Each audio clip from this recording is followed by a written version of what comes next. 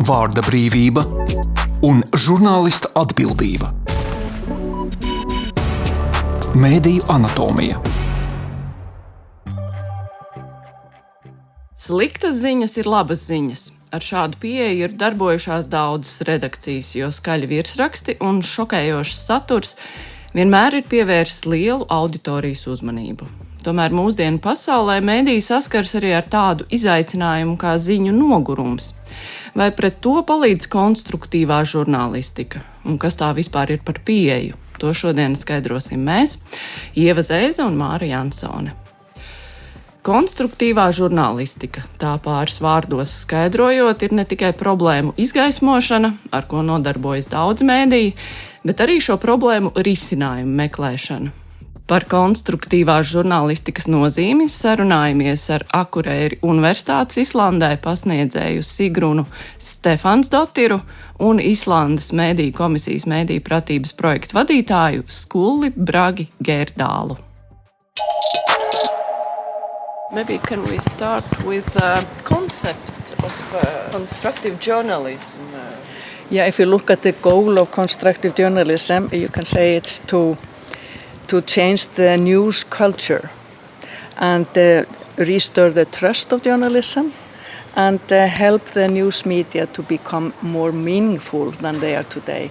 That is kind of the basic goal of journalism and the constructive journalism.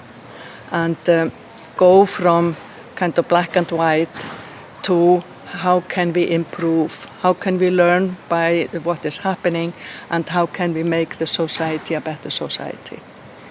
If we are talking about people who have this news fatigue, they are tired from news, the constructive journalism, it's more like a psychological thing to bring people back to the news, or it's a thing to make world better? I think it's basically to make a hope.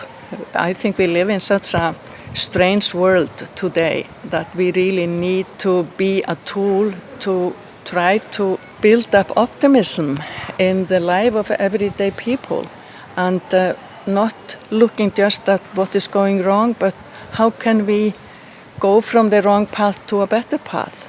And so I think it has a big meaning, and especially in the world today. And this approach is not new. It has been going on for some years, and it is originating in Denmark. There's a guy called Ulrik Hagerup, and he is a very well-known Danish journalist, and he has been fighting for this approach. And he has been spreading the news about constructive journalism into many media and many countries. Among them is Iceland. He has been on a visit several times and has been kind of telling people about this way of working as a journalist. And for the journalist, him or herself, I think it's much more meaningful if you are not just drawing up a black picture and going home, but you feel that you have kind of made a little approach to some improvement. But this approach can bring back people to the news. Yes, I think so. When we approach subjects that we don't always take the negative side, we try to put a new focus on it so that news is appealing to the audience. And this is important in today's society where we see rise in mis and disinformation, rise in polarization. People going away from media towards social media, how do we get them back? How do we combine people going away from media? How do we get them back to use it? And I think constructive journalism is one of the ways we can use to build back this trust in media, because trusted media is, of course, our greatest weapon against mis and disinformation. But one of the roles of journalism is to be watchdog. Mm-hmm. What's going on? And isn't there a risk just to go in this positive news, in this solution-finding news, and forget to be a watchdog? This is not a positive news. As you said, it's a positive news. It's a constructive news, and that's different. We are not faking a positive side of things. That's not, and we are not become politicians, so we are not getting involved in and it's not a happy news, but it's to look at things and see what can we do about it, and how can we change, and that doesn't mean that it's a positive news, and many men especially think that this is impossible because then we are faking and we are trying to put a pink light on things that are happening. That's not the role of the constructive journalism, not at all. And so we are not going away from being critical, but we are trying to go away from being negative. And very often people look at the news in the evening and they said, oh my God, everything is going to hell. And we are just happy going down to there. But what can we do? Can we stop? And how can we use the news to make improvements? And I think that's a very important role of the journalist today. How can we be part of improvement? And we should all be trying to improve our society. Journalists are not just reporting, they are also part of the game. Maybe one thing to add is that we see also this age gap being made in news studios, where the news reporters are getting older and older, and we are not seeing this renewal of young journalists. And then we are thinking in the editorial office, how do we approach youth? How do we make news appealing to young people without asking them or getting them involved or trying to educate and really involve them into the job? So rising age of journalists, like for the public broadcasters in the countries around us, is kind of a problem, because if it's not appealing to young people, we are not renewing our audiences and they are going away towards social media. But we already talked about this, but there is an approach. The bad news are good news because it's very good headline and there are a lot of clicks in internet. And how can a constructive journalist compete with this? That's a very good question, and I don't have the answer, but I would not like to be a journalist running for the clicks. So I would not like to come home after a working day with 100 clicks because my news was terrible. I would much rather go home with fewer clicks and that I feel I have done some good for the society. And I think if journalism is about clicks, I don't want to participate in it. Do you? No, I mean, we need to think about it as a society, how much power we are giving social media, and saying that there is no editorial decisions in how the algorithm is that provides us with news and information. It's just not the case. There are a lot of decisions, and it is choosing for us what we are reading and what we are seeing when we open the social media space. So, of course, this needs to be changed in some way, that there is a great power involved in keeping people informed, and that power is going away from the media. We have regulated the media because with great power comes responsibilities, but we're not seeing this in the social media space as well. There is regulation on the way, Digital Services Act and other regulations, but we need to hold them more accountable and more responsible, because this is changing how we approach news. It's getting more about the likes and comments and how long we are stopping.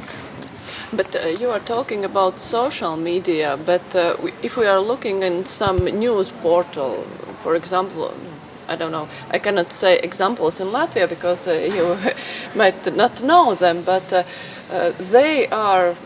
the clicks are their advertising money afterwards. So they are interested in people who are looking in this news piece, and so they have to have a very loud headline. And constructive journalism is very serious, very, I think, expensive journalism, because you have to put a lot of effort to make the thing done, because you cannot find solution very fast. You need to make big research, find experts, and So how to compete with this kind of news? Yeah, I think quality journalism all the time costs, whether it's constructive or investigating journalism or just a regular journalism. It costs money if you go into the surface, and it's just how you like to spend the money. And of course, not every news can be constructive. There was a big accident out on the street. You can't make it constructive, but you can maybe after a few days make a constructive journalism or news about how can we improve this place in the traffic to avoid more accidents. So you can't apply constructive journalism to everything, but and it is also very lonely if you are the only one at the news desk believing in constructive journalism. And one of the things he is talking about, Ulrika Hagerup, is talking about in this constructive news, his book about his theories, is the importance of building up teams. That you get some people who believe in this to work together within your media or the news desk. So you are not alone against everybody else, and she is kind of true believer, and she thinks it's possible to make a constructive news about this. But and as I say, not every time you can apply it, but when you can, I think it's important. And I believe in people, and I don't think that we can just go down and down and down and believe in clicks. I think people will get tired of this. I really hope so. I think this is just a decision we need to make as a society. Can we survive without media? In today's media market, they struggle in the advertising market. And if we do not put in some support to help them strive and survive in this market, we are pushing them towards social media. So they need to adapt their work to make it appealing on the social media. And what that has created, and we see that in our research, that people, the audiences, are going away from media. We don't want all this negative news. We see rise in news fatigue. So in my mind, this way of adapting the media to social media is not appealing to audiences.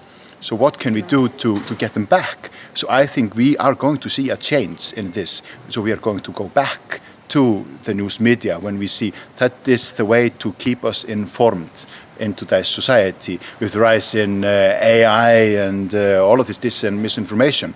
So support in media is really important to just bring us back together, because the algorithm is putting us all in different little groups, and then we see society just splatter all around.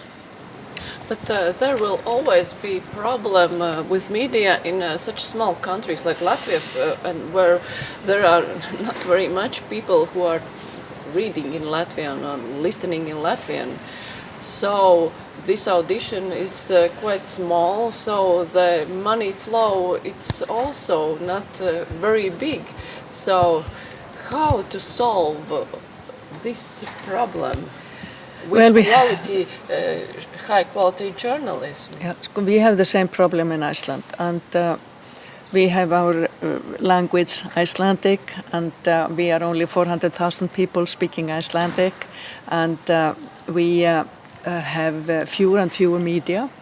Actually, we have the state broadcasting and another television station, and then today we only have one printed newspaper, and that is a very conservative one, and I'm not seeing that running for the constructive journalism at the time being. It's very political, and as I say, it's the only printed newspaper, and the rest is on the net.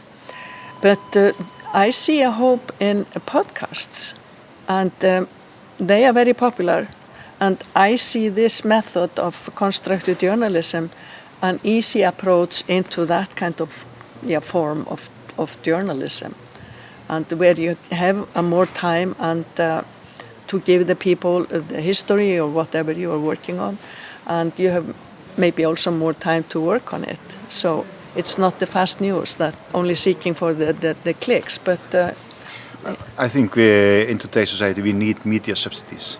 to keep them afloat. The main source of how we approach media is through online media, and we as audiences are not willing to pay a lot of money for this information, and we even want it to be free.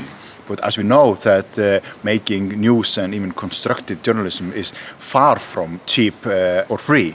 So how do we cope with that? And this is a decision, because when we put money into support the media, we are preserving our language, our culture, we are keeping people informed. We see now people paying for access to artificial intelligence, ChatGPT, and we see it all around us in our emails, in information being spread on social media. And I think this will result in, like the latest Europol report estimates that in the year 2026, 90% of all information online will be made by artificial intelligence. So what to do then? We will take a step back and look at where can I find information made by people? Where can I find information that I can trust? And we trust people more than artificial intelligence. It's not the real intelligence. So I think just in the next year we will see a change in how people approach news, how they want to be informed, and there's a little cost involved in being informed. Often it's only the one more question that the journalists have to ask. It is, what now? When we have something that happened, and then we say, what now? What can we do? How can we change? So it doesn't have to be so complicated. Can we say some examples of good constructive journalism? Where could we see? I was teaching here some years ago, and then I asked the students to take some news from the daily newspaper and look at them and try to twist them into constructive journalism.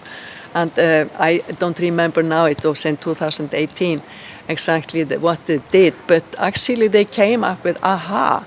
So they found new ways of looking at the things. And I remember there's an example from this book about finance in a town in Denmark that was really going down, and then the next town was really doing very well. And instead of just talking about, oh, they are doing so badly with the money in this town, and that was the end of the news, they went to the other town and said, how did you manage to make the finance go the right way? So the other town with the negative balance, they actually, and all over the people in Denmark could learn from it, how you could kind of change the finance in a small community. So learning by good examples, that's one way to look at. We have the tendency to focus on what goes wrong, and it's like we are thriving on what goes wrong.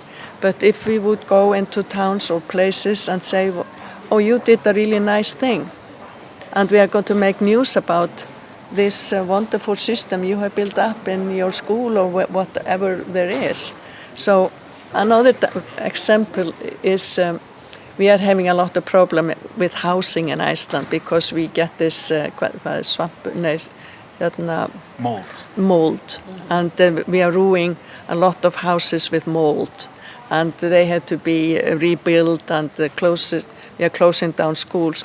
Then I read a short interview with one guy who has been building houses. He's 90 years old. He has been building 200 houses in one town. And he said, there's no mold in my houses because I'm not using plastic in the isolation of the houses. So if we would take him and make more out of his method so other people could learn from this wise guy who has no mold in his 200 houses in Selfoss town, that's a good example of constructive journalism. I think to learn from his wisdom. I think constructive journalism should start with the public broadcaster.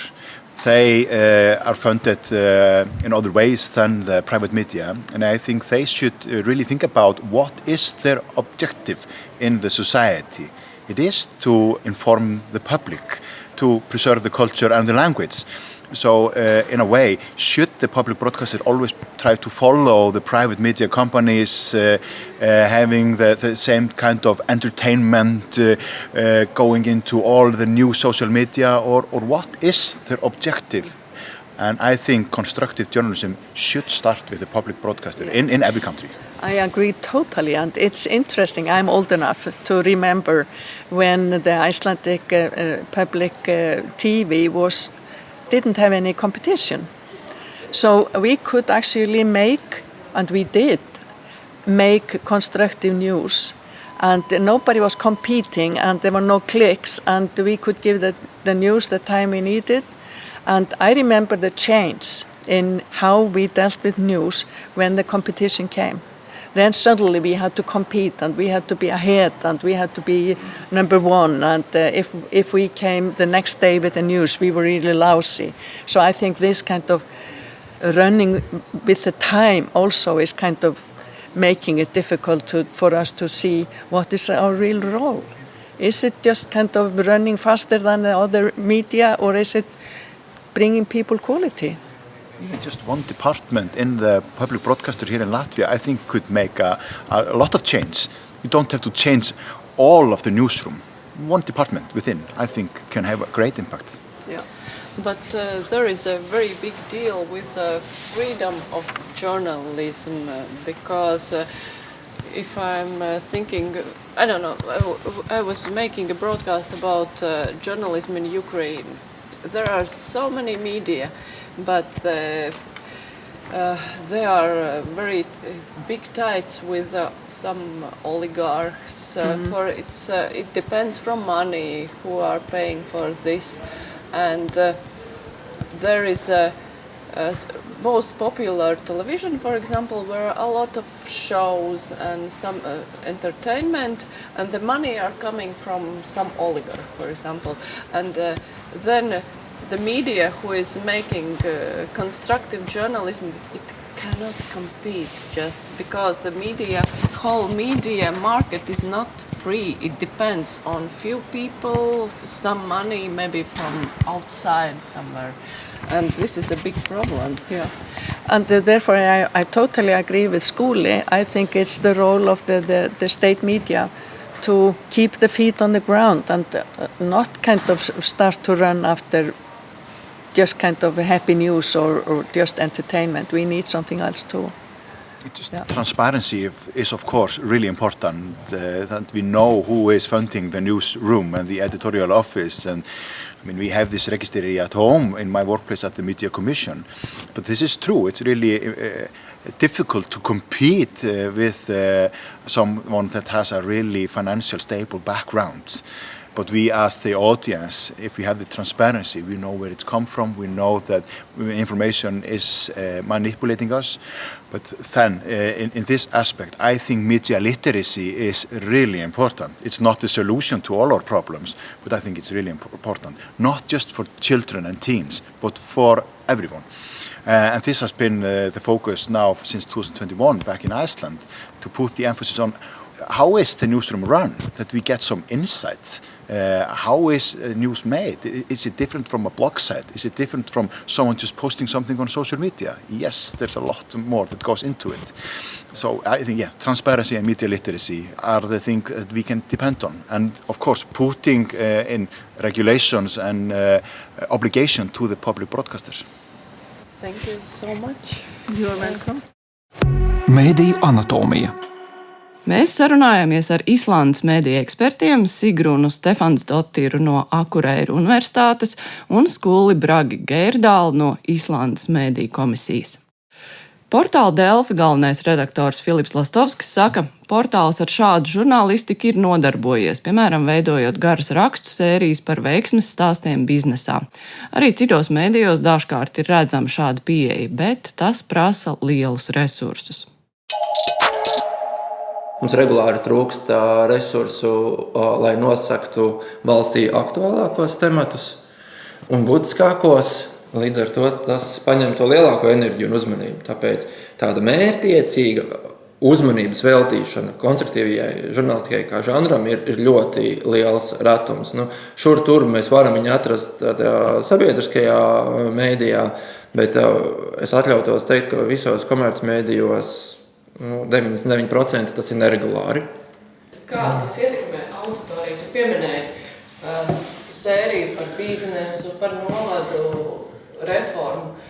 Auditorija kā reaģē uz šādiem rakstiem? Ja stāsts ir interesants, tad auditorija ir uzņēmīga un vēlās šādu saturu patērēt. Teiksim. Es atceros ļoti izteikti, ja nemaldos, tas bija par long chips, kas Latvijā ir tāds cilvēks uzrunājošs stāsts, un biznesa nodaļas kolēģi bija arī pirmie, kas, manuprāt, viņu izcēla. Un cilvēki tiešām tik iepriekš nezināja, ka tas vispār tik liela, tad, ka viņš kaut ko eksportē, ka tur kaut kas notiek, ka tas nav vienkārši maziņš kaut kāds mājražotājs, es pārspīlēju, bet cilvēkiem ir interese par sasniegumiem un pozitīvo. Un ir uzņēmība par to jautājums, kāds tiek pasniegts, vai tur tiek iekļauts tikai analītisks un sistemātisks kaut kāds skatījums, vai vienkārši lursofta dati ielikti, vai arī tiek iedots klāt cilvēka elements, šis cilvēkstāsts, kas ir iznesis šo veiksmi, kas to ir parādījis, sasniedzis. Ja ir šis cilvēks klāt, tad ir daudz. Ja mēs runātu arī par izglītību, noteikti tur ir ļoti liela loma un vieta šim. Mums arī bija raksts sērija Reformu vajag pirms 2 gadiem, kur tad mēs piedāvājām par izglītības reformu, devām ļoti lielu platformu skolu direktoriem un skolotājiem arī tieši pašiem runāt. Un tas uzreiz auditorijai bija ievērojami interesantāk nekā kārtējais izglītības un zinātnes ministrijas kaut kāds paziņojums par atliktu, pārliktu, aizkavētu tur kaut kādu reformas daļu, kaut kādu departamentu paziņojumu, ko cilvēkam grūtāk varbūt ir, arī nav, kāpēc, lai viņam būtu vēlēšanās to zināt. Bet tik līdz direktors saka, ko viņam tas praktiski nozīmē, tā cilvēks uzreiz sausās. Līdz ar to tas ir tas veids, kā var sasniegt šo auditoriju. Un tiešām komerciālajie mediji arī un sabiedriskais ar to nodarbojās, vienkārši tas ir neregulāri. Mediju anatomija. Ar to šīs nedēļas raidījums izskan. Konstruktīvo žurnālistiku vētīja Mārija Ansona un Ieva Zēze, bet par raidījumu labskaņu rūpējās Reinis Budze. Vārda brīvība un žurnālista atbildība. Mediju anatomija.